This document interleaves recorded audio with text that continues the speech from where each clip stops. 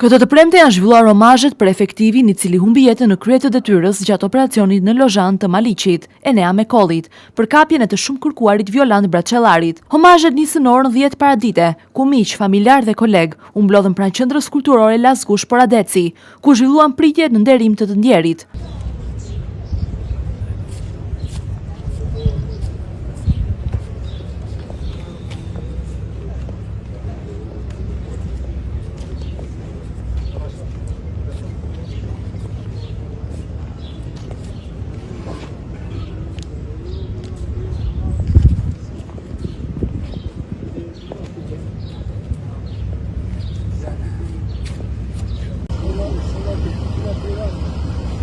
Të pranishëm ishin dhe efektivet e shqiponjave të cilët morën pjesë në operacionin në Lozhan.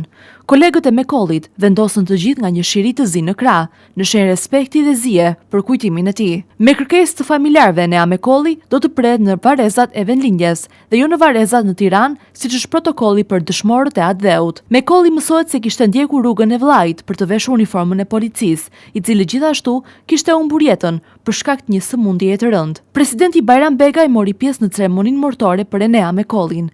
Mes lotësh, xhaxhai efektivit të vrarë i kërkoi presidentit që shteti të merrte masa për ngjarjen e rëndë.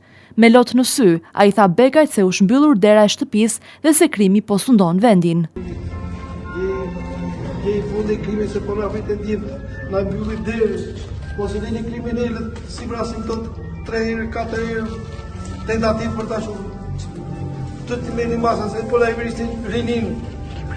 Vejurit të Zot të vendit se e latë këtë vend në dorë të kriminalëve, po sundoj kriminalët në çdo cep të Shqipërisë, nuk po dominon dot policia, dominon krimi. Do bërë të tyre se na fundose do të thotë, na fundos dash punë të fund. Por jetojmë kohë na mbyll të dyert more. Por e gjeni rrejt, lidhjet dhe urdhën që dhaj në mënyrë të atit pa e mbrojtur personin, si e dërgontin pa masa mbrojtje, pa të mbroj personin njërë pasaj.